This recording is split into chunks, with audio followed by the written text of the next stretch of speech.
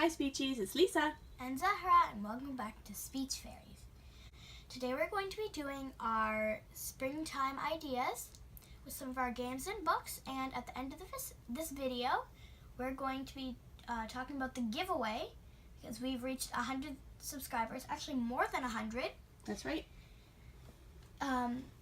So as a thank you, we want to make sure that we give a little treat away to one of our subscribers. Yes, at the end of this video, we're going to give you the details about how you can enter our giveaway.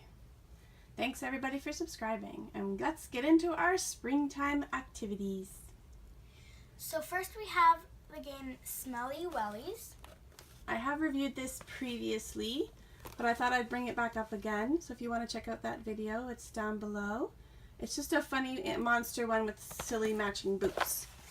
So you can kind of get an idea of how to play. I thought I'd put it with our springtime stuff because... What can get more springtimey than rubber boots? Springtimey, I like that. Okay, you want to start with a book? Sure. So let's start with The Enormous Turnip, a touch and feel book. So here at the front, the turnip feels soft, and then they have a bunch of them, so like the water droplets. Ooh, they're shiny. And the hat, so there are a lot of them. And we also have pretty much the same book, The Gigantic Turnip. This one comes with a CD. So it's like an audio book? Yeah, so nice. It's about the farmer, and he grows a turnip one day, and it grows and grows, and then in the morning they wake up and they see how big the turnip is gotten. So the farmer tries to pick it, but it's too big.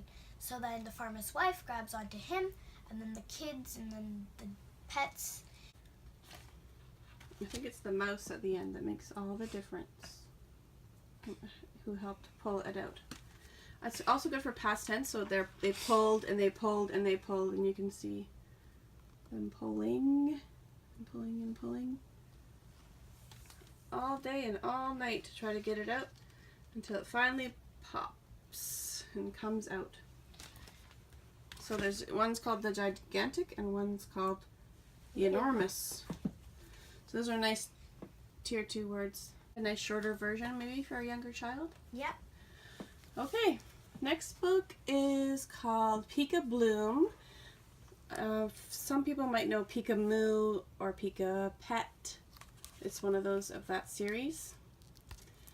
And it's basically got different animals and hiding behind these flaps. So who's hiding behind the lettuce? Crunch, crunch, crunch. Munches the bunny. Guess who? Pika. And it's a chicken. The chicks. Cheep, cheep, cheep. So it's all different springtime vocabulary. Guess who? Pika Bloom. It's a little flower. It's a little daisy. So next we have Seed to Plant. So it's about planting. So you learn how to plant and what happens. So it's a good one for sequencing. And it's nice expository text, so it's actually real pictures, so that's good.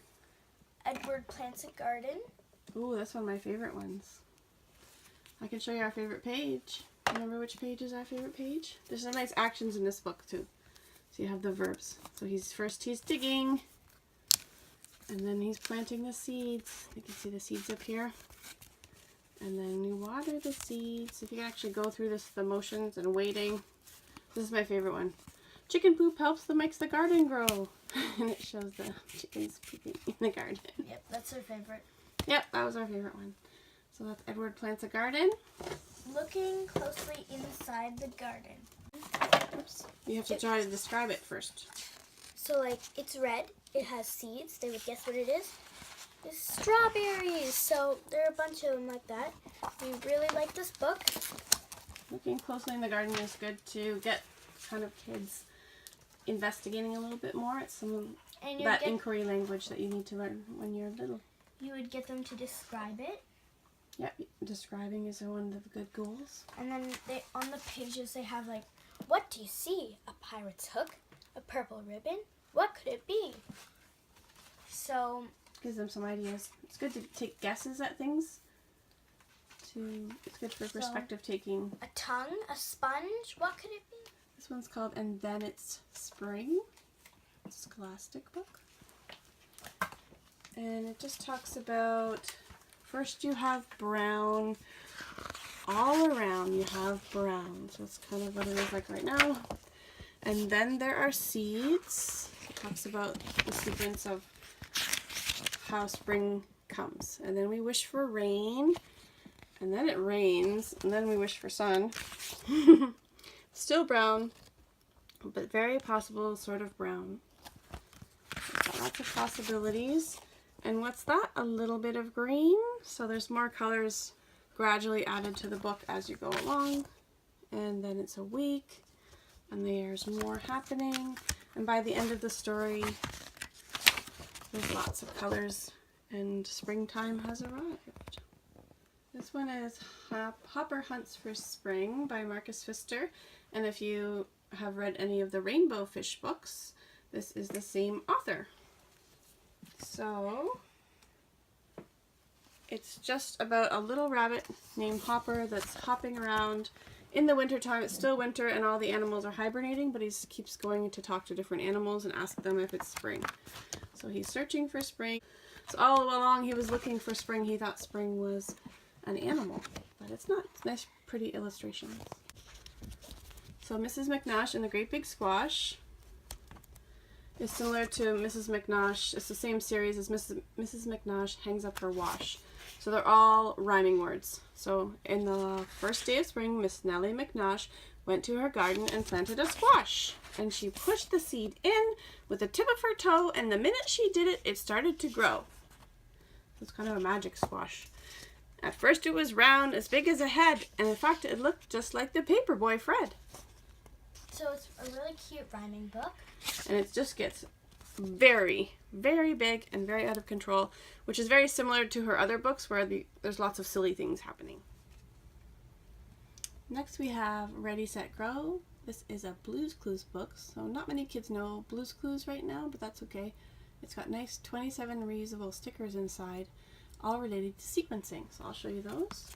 So we have, there's a page all about butterflies, and there's a page all about tadpoles becoming frogs, and there's pages about eggs cracking and the mother bird bringing the worm. There's a page about growing sunflowers. So all these pictures correspond, all these stickers correspond to pages in the book, and the pages are set up really nicely to leave space for you to go left to right, or the branches on the tree. It's got 3 trees to put the sequences in for caterpillars, and it's got a nice big pool to put in the tadpoles. So that's a really good book too. So next there was an old lady who swallowed a frog, by Lucille Colandro and Jared Lee. Jared Lee is also the illustrator of The Black Lagoon. There's a whole series of these books. Yeah. So kids like them because they're funny, and I think they rhyme as well. Next we have We Play on a Rainy Day. This one's really simple, but I like it for he and she, so I keep it. So we skate, so I say she is skating, and then I say he is skating, or he is running, sorry. And then they are having fun in the sun. They are riding in the wagon. They are swinging on the swing. So I use it for lots of pronouns, and then it starts to rain. So lots of he, she, and they mixed together in that book. So that's why I like working with that one. Next I have Under One Rock. Bugs, slugs, and other Uggs. That's good for preposition. Under. So it's about, have you ever peeked under a rock? It says on the back. A whole community of creatures live there. One of the world's most fascinating habitats is right at your feet. So That's a good one for just investigating, Yeah. looking closely. That's a good one. like what's under the rock? And then we have a springtime alphabet book, which is B is for bunny. And so it goes, we like these alphabet books. They're good for literacy, and they also have rhymes. So A is for announcement. Let's let out a cheer because we think that spring is the best time of the year. And B is for bunny. And it goes on and on. C is for caterpillar. D is for daffodils. Where see all the different things that you see in springtime. And it's got lots of nice boys and girls in this book as well. There's lots of action words. So next I'm going to show you April Foolishness for April Fool's Day. Mm-hmm. So there are a lot of pranks at the farm, and Lots of silly pictures in this one. so this is one of our favorites. Lots of good conversations come out of that one. There's this one called Split Splat, sorry, by Amy Gibson. It's another scholastic book. And it just talks about singing a little rain song, a simple song, a pitter-patter tap on the window song. So it's just kind of a cute, for some nice early lip sounds, like pip, pip, pip. Trying to get some kids to do some imitation with bilabials. And tip, tap, pip, pat. So it kind of builds on the sounds. And again, it's got lots of boys and girls doing silly things. So in a wet day like it is today.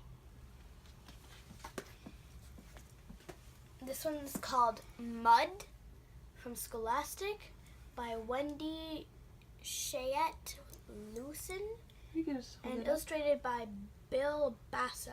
Mud on your chin, mud on your ear. So Body this, parts. this is a level 1 reader. Oh boy, look when he comes home at the end. Eek. That's a funny one. Nice simple bilabial word as well. This one is one of my favorites as well. Little People Spring is Here. If you have to buy one book, this is the best one to get because it has so much language in it. And it's got 40 lift the flaps and all the Fisher-Price Little People doing springtime things, and lots of concepts are already embedded in here on purpose. And there's lots of animals. We love and Lift the Flat books. we love Lift the Flat books, exactly. And it has a rainy day built right in, so you can talk about the rainy day. So there's tons of language in these. So if you have to pick just one, that's the one. Spring is here. This is our favorite book. So next we have Explore and Learn the Small, Small Seed, Ladybird books. So we love Touch and Feels A because rough seed. they get the kids interacting. Nice sturdy board book too. And then we get a Brave, Brave Shoot. So they could describe it like it's shiny, it's green, and it's smooth. And it's growing so tall. Or this one, this is soft. So And I think it folds out into the big Yep. tall sunflower, if I'm not mistaken. yes. Yeah, it becomes very, very tall. So this one is Gathering a Garden. And it's an Ebu game. So Ebu is another great game company that I haven't mentioned yet in any of my videos. But basically, it comes with a spinner and a board. And you have to hurry around to every vendor so you can be the garden tender. Get your flower, herb, and a tree, a vegetable, and a bird. And your garden's completely done. Get home first, and then you have one. So it's a bit of a race. Comes with a cute little fabric bag here where you put all the pieces. And you have your little gardener, and you race around the board. And it's got some nice numbers and plurals and lots of print in this game. So a lot good for print awareness. And next we're doing the Play School gardening, make your own flower. So we've already made this flower. We'll show you how to make another flower. So we'll do this purple one. Here I've got some stems or some leaves at the bottom. So you have to put the leaves on the First. stem, and then put on the flower, and put on the middle. So There's lots of turns on this one. You get to do it lots of times. So you got lots of stems. This one's nice too because some of the stems are long and some are short. So you can see that there's a difference in height. So you can work on tall flowers and short flowers, and tall stems and short stems. So it comes with a lot of pieces. You get to make a lot of flowers. To share, this one is the one that has no name. The game with no name. Because we've tried to look it up, but even Board Game Geek doesn't know what it's called. It's a very fun game. So it comes with 4 birds. So I put the worms inside. These are just like little pieces of fabric for the birds to pick up, and we're calling them worms. And basically I just picked up this basket from the dollar store and put some fake grass in it from the dollar store. I actually use this grass and this basket for lots of different things. Any of my bug games, I put the pieces in there. So they have slightly bending necks. Yeah, and Velcro on their beaks. So you hold them from the handle, which is the legs, and you try and pick up the worms. You can have a race too. See who can pick up the most without sticking to each other. Yeah. I just thought it was funny. This has got to be my worms favorite. as you can. This has got to be my favorite game. There is another game called Early Birds, I think, and that one is the birds are fixed on the stand, and there's like comes with little gooey worms, and you try to pick up as many worms as you can too. That one's called Early Birds. I think it's from the 90s. This one's probably from the 80s or 90s. It's very original. So a couple other games that I have in storage that I haven't brought out are Discovery Garden. So that's very similar to Discovery Beach, the Curious George Discovery Beach game. If you haven't played that, that's a good one. And the other game is an Orchard Toy flower pot game. So that comes with stems and flower cards, and you're working on making the tallest flower. So that's another Orchard Toy game. And again, you can work on tall and short and plurals with that game as well. So we're looking for our 100 subscriber giveaway. We have some giveaways for 100 subscribers. And our favorite idea, that's who we're going to give our springtime surprise away to. That's right. So all you need to do to enter is like this video, be one of our subscribers, and make a comment about your favorite springtime speech and language activity. That's it for today. So, and we'll see you very soon. Thanks for watching, everyone. Bye for now.